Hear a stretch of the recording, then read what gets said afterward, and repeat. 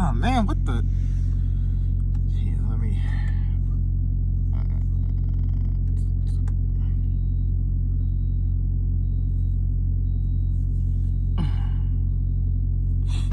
What's up? This is your boy Anthony. I've I've been thinking about uploading videos to help truck drivers, or even just to share my experiences as a truck driver. It's certainly a unique experience, right? It's certainly something we can't say a ton of other people have. And that's kind of my New Year's resolution as well, even though at the time I'm recording this is technically before New Year's. Anyway, there are a series of teaching moments in the truck driving world, and I want to share some of these with you guys, for any of you up and coming truck drivers, all right? So, I was having a decent night of sleep, but my sleep was interrupted by a noise. You might actually hear it in the background now. Can you hear it? Yeah, that stupid beeping. Yeah, let me show you that.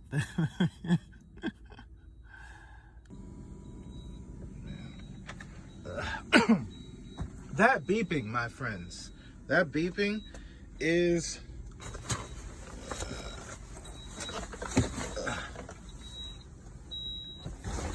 this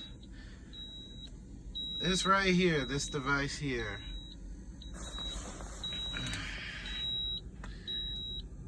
See that low pressure PSI? This device here is known as a tire pressure monitoring sensor, right? TPMS sensor for short. So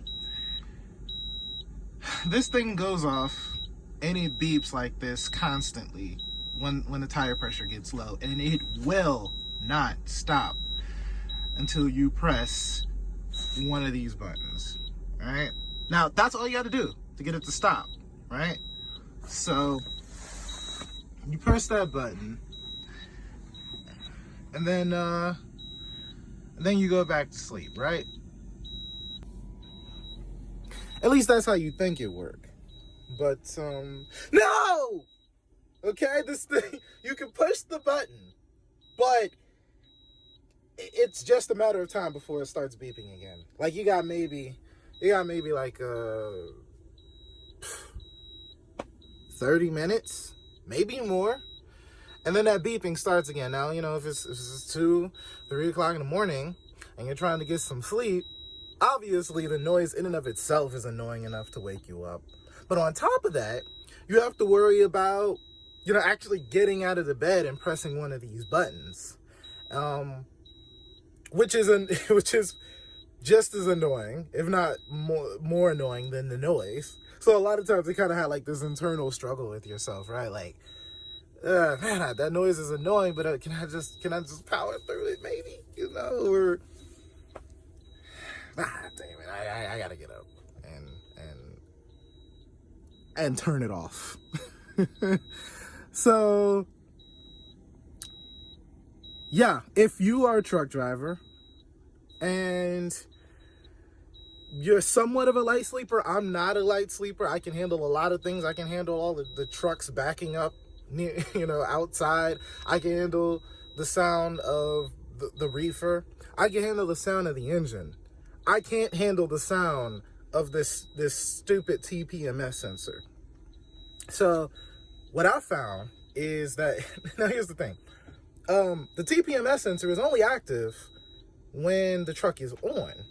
However, well,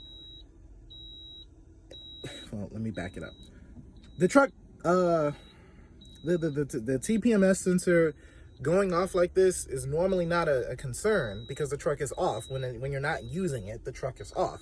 However, if the weather is cold, right, then it's company policy, and also just wise in and of itself, to leave the truck on.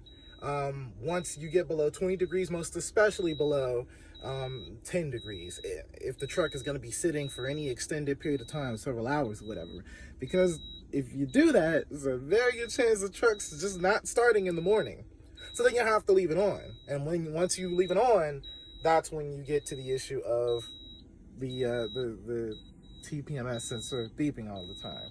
So how have I coped with this? How does one sleep at night when the temperature is too cold to turn the truck off for any extended period of time?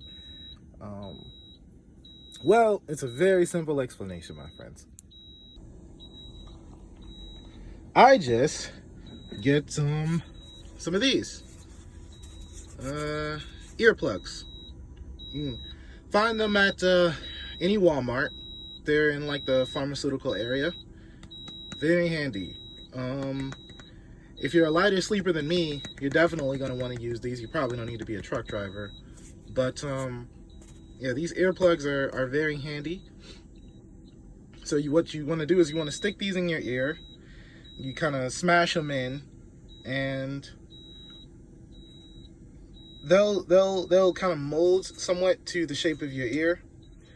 But then the issue is they might fall out of your ear, in which case then you can just get something like this. Like this is just a standard kind of band used for trapping heat, you know, kind of like a skull hat or something in the winter. But you can just use this to ever so slightly further block out the noise, but most especially to make sure that the earplugs stay in place. When I put the earplugs in my ear and then I wear this over my head to make sure that the earplugs don't come out, I can either barely or not at all hear that noise. It's at least low enough to the point where I can ignore it. And if you want to take it a step further, this isn't really intended to reduce noise. But they do have devices, clothing that will, like sleepwear. You just go to Amazon and you search like noise reduction sleepwear or something like that. And you can get an idea of how much noise it reduces by looking at this rating here. The higher the number of decibels, the more noise is reduced. So if you get like something that looks like this, but it has a noise reduction capability, and you combine it with the earplugs, you're good. You're not going to hear much of anything. Certainly not something so annoying probably that you can't get to sleep. While we're at it, as far as getting a good consistent night of sleep is concerned, there are a few other tips. So you probably noticed at the beginning of this video that I have my jacket over all this stuff here. Now you can dim the lights somewhat, like via the instrument panel and stuff like that. But I don't know, sometimes it's kind of tedious to figure out how to do all of that, and the process can be kind of I don't know, inconsistent depending on which truck you are, which devices you're dealing with. Okay, that noise is getting very annoying. Let's turn it off.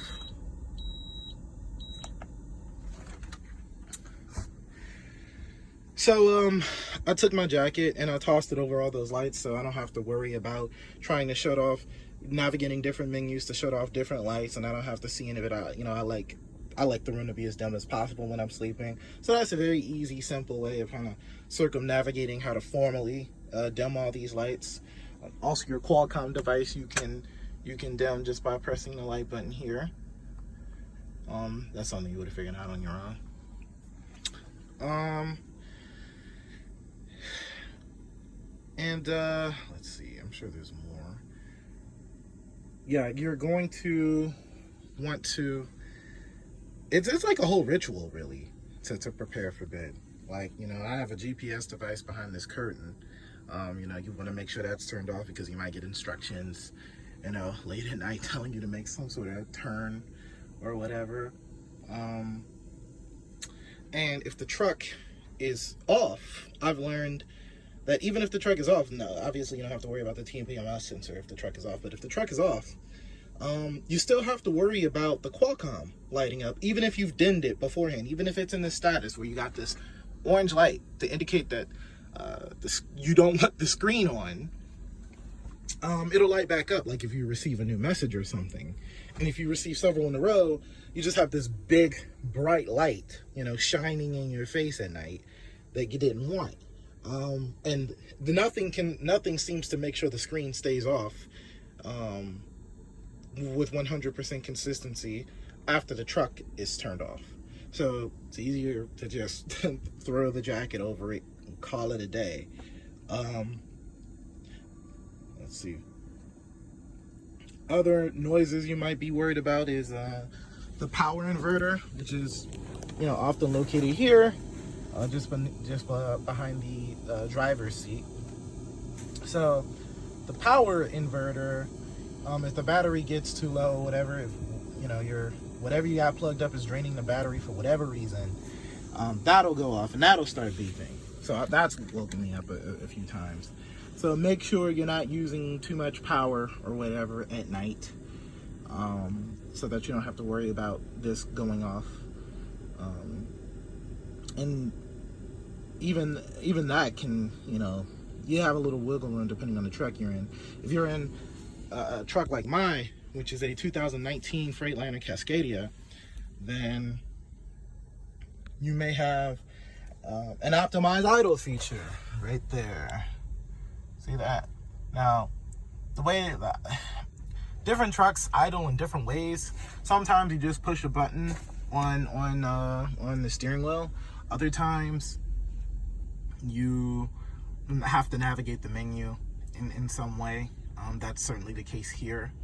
And this is my first truck with OptiIdle. Now, the way OptiIdle works is that you leave the key in the on position, as I have done here, and shift to optimize idle, and you do that by going through this menu: home, speed, vehicle settings. You push the center button, optimize idle, and that's it. So the way that works is it'll cut off. Hold on, let me switch back to myself. So the way that works is it'll cut the truck back on. The truck will sit in the on position, but it'll start itself up whenever the oil temperature or the battery gets too low. So you can have the advantages that come with having the truck in sort of like a resting state where you're not running the engine all the time, and you don't have nearly as much noise, yada, yada, yada. But the advantages of having the truck on, i.e. the engine not dying when it's too cold. And so, I guess from an economic perspective, that's really great and all. When you're a truck driver, though, it's kind of more tedious than anything else, because you have to worry about the engine being on. There's a certain amount of expectations that come with the engine being off. You don't expect the sound of the engine. You don't expect the stupid TPMS sensor to come on, and so the truck is a little more tedious to deal with, because most of the time you can just sleep with the truck off and you don't have to worry about those things. But when it can start up and cut off at any time, then you all of a sudden have to worry about things you didn't have to worry about before. You just finished driving. There's probably some heat on the tires, so the tires are still inflated at the beginning. But later on, the TPMS sensor will come on because the truck is on. And also there's a radio. So unless the truck is in the on position, you can't use the stereo in any way. Fine with me. But when you're using OptiIdle, then the truck shifts between having the engine running or not. Let me correct myself. You can't run the stereo unless the engine is running. Like it'll come on, but it's just a matter of time before it cuts off. The engine has to be running to use the stereo long term, right? But that doesn't bother you because you're like, I'm going to sleep. What do I need the radio for? And if you really want to listen to music or something, you just play that off your phone stereo. But the issue with that is the radio will cut on automatically when the engine starts up. That's just the way the truck works. And so if you were blasting music or something before you shut down the truck and you forgot to turn down the volume, once the OptiIdle kicks in and starts the truck up again, to bring the battery power back up or whatever, then it'll start playing music at the same level it was when you shut down. Waking you up, scaring you up, really, if you have the music at any kind of decent volume. So, yeah, definitely remember if you have OptiIdle or something like that to turn off the radio, so you don't have to worry about dealing with those sorts of things in advance. I guess that's all I have for now. My intention is to keep uploading videos like this. A lot of them are going to be instructional. I'll probably do some inspection videos and things like that, because I feel like when you go to school, you don't really get too many visceral, really hands-on demonstrations of these things. I mean, I'm kind of dreading the idea of doing a lot of those things, but I think it would help the truck driving community to have an accurate representation of these things from like an idiot's perspective, right? What was Denzel's lawyer in the Philadelphia movie? You'd always start things saying like, explain this to me like I'm a 3-year-old. That's kind of what I want to do, I want to explain some things the way I wish they'd been explained when I was starting. So, yeah, I guess that's it. You guys take care. Safe driving.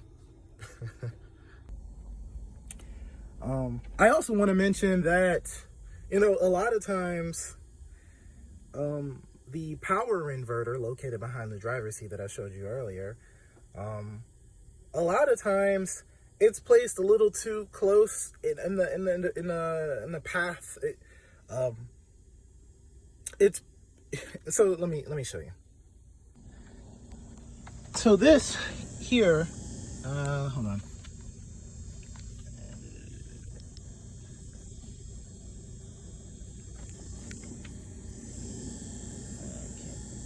It's kind of hard to see, but this here, this.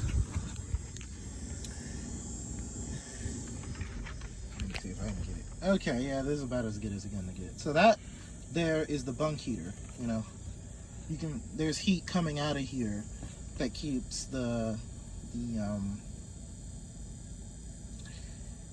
it keeps it warm inside the cab. One issue I have noticed is that sometimes, depending on your truck,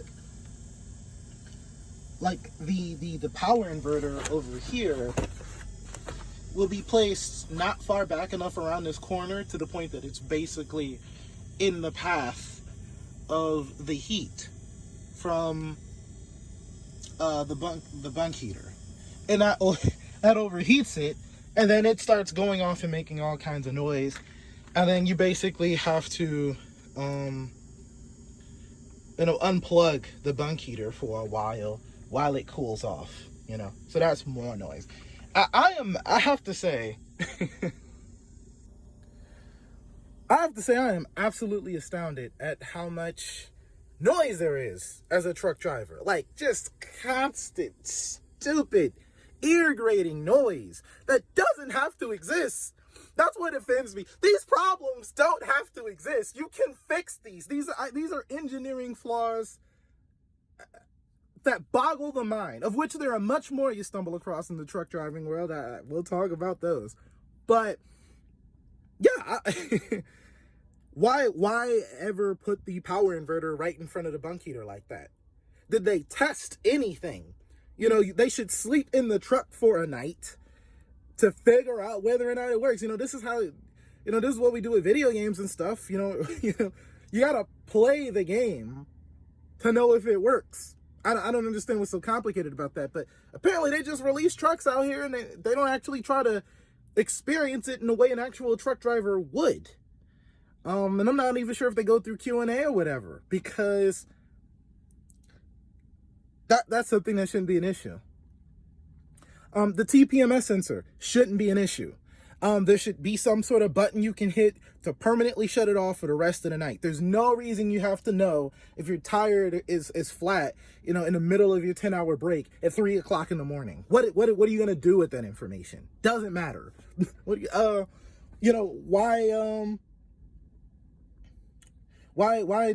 can't I permanently turn off the screen for the Qualcomm, when the truck is off? All of these things seem ridiculously unnecessary. They're so unrefined. It bothers me to the core. It just seems to scream a lack of effort. And I'm sorry for myself and all other truck drivers out here that we got to deal with all this crap. Why is this a thing? Why can't they make this easy for it? These don't seem like hard design choices. Just ask people and they will tell you. Or sleep in the truck yourself and figure it out.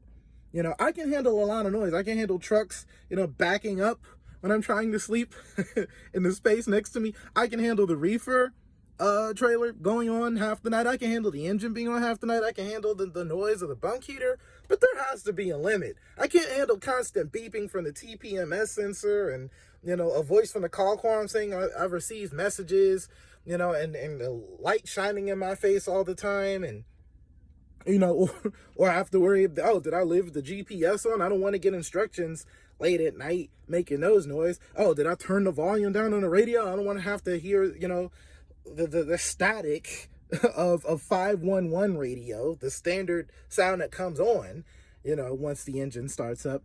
Why do I have to do all this? Why do I have to hack the system? I hate having to hack the system for basic efficiency.